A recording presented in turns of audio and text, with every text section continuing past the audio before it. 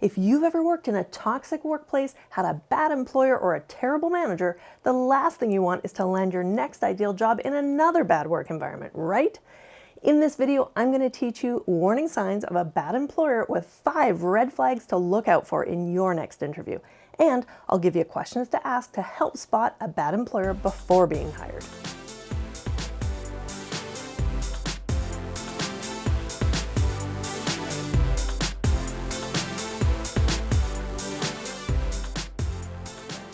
Welcome! I'm Stacey Davidson, founder and CEO of Virtual Job Search Coach since 2008, creator of the Power Up Your Job Search program, and on this channel I teach techniques and strategies to help you determine, pursue, and land your dream job. Knowing how to spot a toxic work culture, poor management in the workplace, or identify signs of a bad place to work before you accept a job offer is not difficult if you know what to observe and what questions to ask in an interview. Today, I'm going to explain 5 red flags to recognize a bad employer in an interview and make you aware of illegal and inappropriate interview questions to watch out for and how to handle them if you're asked any. I'll also tell you how to get my free interview emergency preparedness kit that's jam-packed with essentials to help you succeed when you're called for a last-minute interview. Now, before we jump in, please give this video a thumbs up, hit that subscribe button, and tap the notification bell to be alerted when my next video is out. Red flag number 1, you don't feel welcomed. The interviewers don't make you feel welcome or comfortable in the interview. An interview is not an interrogation or a test. It's the starting of a relationship, a potential employee-employer relationship. And just like an interview is your opportunity to shine and make your best first impression, so should your future employer be.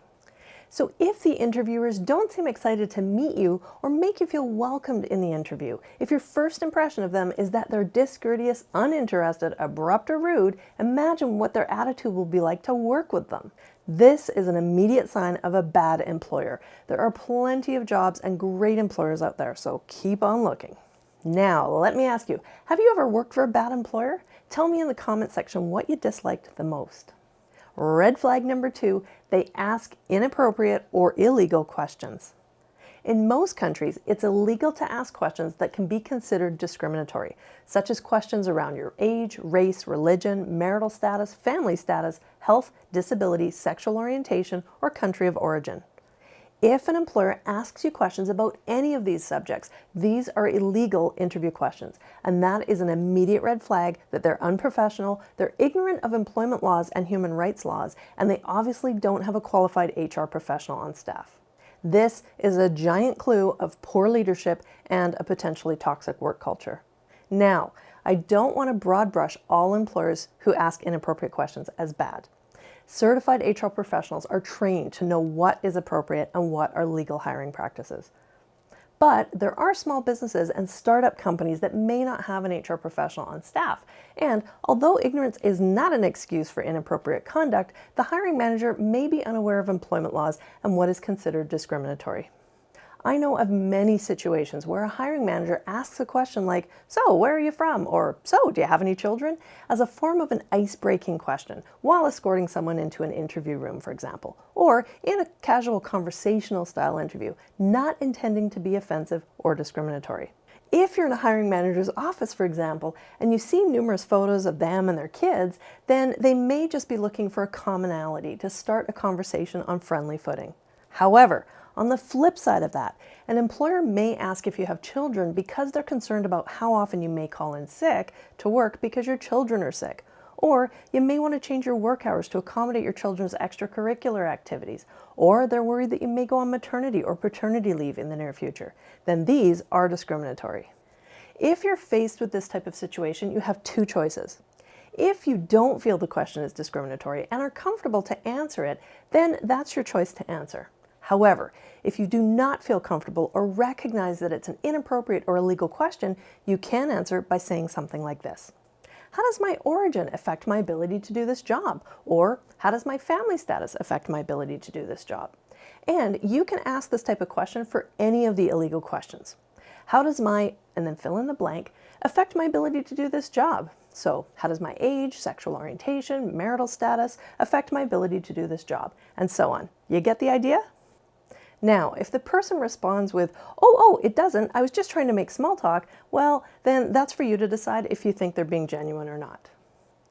If they continue throughout the interview to ask inappropriate questions or to make inappropriate comments, such as they tell an inappropriate joke, make a negative or insulting comment about a current or past employee, then this is a big red flag to me that they're unprofessional.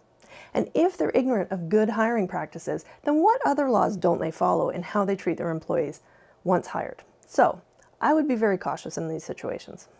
Red flag number 3, high turnover. I always recommend finding out why the role is available. Is it a new role? Then great. But if it's replacing someone, then I suggest you dig a little deeper on the situation. How long was the last person in the role, and why did they leave? If they were in the role for a short time, find out how long the previous person was in the role, and so on. If the role turned over every 12 months, for example, that's a warning sign that there may be a problem, either toxic workplace, terrible manager, or a bad employer. Remember, this is your future career we're talking about. I know if you're unemployed, you can feel desperate to take the first job that comes along, but if you want my advice, don't settle. You'll only regret it a few months down the road when you realize you've landed in a bad work environment. I'm going to throw in one of my hot tips here. Trust your instincts and go with your gut. Sometimes you're in an interview or you walk away from an interview and something's just not sitting well with you. Maybe you can't quite put your finger on it or put into words, but there's something making you feel uncomfortable or wary. This is your gut speaking, and you definitely want to listen to it. You're intelligent, you're capable, you have skills to offer an employer, and you deserve to be in a job where you're well paid, are valued for your talents, and are able to contribute positively. Even though it may not feel like it at times, there are plenty of other job opportunities out there for you to uncover. So don't settle for a job out of desperation. Make sure you feel confident about the job, the company, your future boss, and coworkers. If anything doesn't feel right, then look for something else. Life is too short to be in a job you aren't happy in. Red flag number 4, the company isn't doing well. Always, always, always do your research before going into an interview.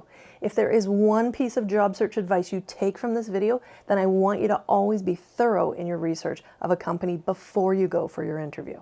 Not only so that you're prepared to answer questions like, tell us what you know about our company, but so that you can also look for warning signs of a bad employer in advance. This way, you can enter the interview armed with questions to ask to confirm or eliminate your concerns. Ask questions like, what has been the company's biggest challenges over the past 3 years, and what steps have you taken? What do you see as the biggest challenges for the business over the next 3 to 5 years, and what initiatives are you working on?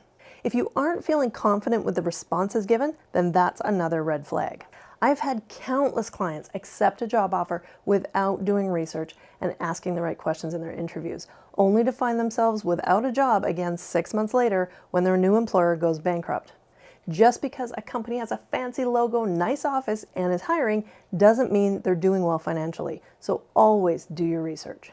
Look for news articles about the company. If they're a publicly traded company, you can usually get all kinds of information online nowadays, including annual reports, newsletters, and read what they put out on social media.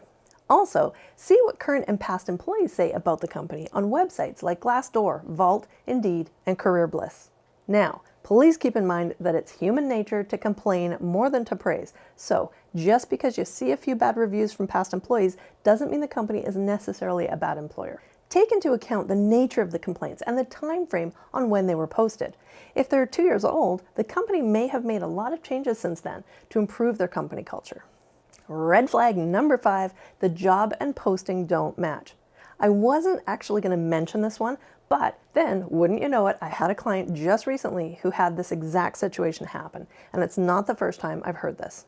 I've had many job seeker clients who've accepted jobs in their past and discovered a few weeks or months in that the job is nothing like what was listed in the posting.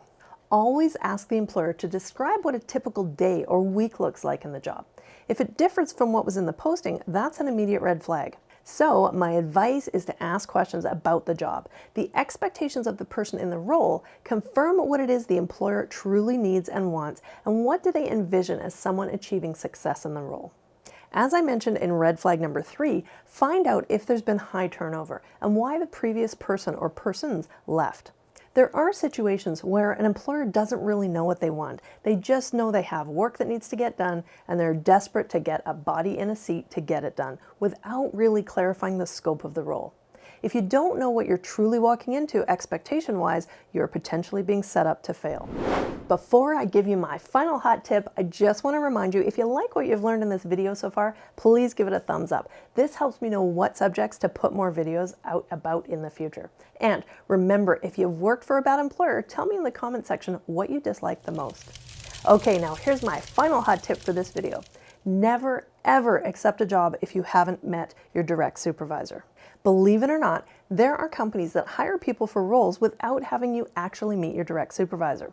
Or the supervisory position may be vacant and they plan to hire after you've been hired. Would you agree to a marriage proposal if you've never even met the person you're going to be married to? The number one reason a person leaves their job is because of a bad boss. They're a lousy manager, they're a micromanager, they aren't supportive. There are dozens of reasons. My advice in this situation, if you really want to accept the job offer and your supervisor's role is vacant, then request as a condition of your acceptance to be on the hiring team, so you have an opportunity to be part of deciding who your new boss could be. If the company is not supportive of this, this is a big red flag, so my advice would be run for the hills. If you get called for a last-minute interview with little or no time to prepare, I've got you covered.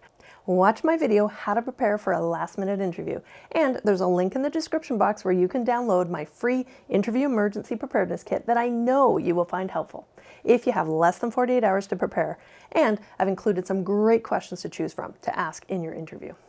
Thanks for joining me today. If you know someone who's looking for work, please share this video with them, and if you haven't already, remember to subscribe and tap that notification bell, and I'll see you next time.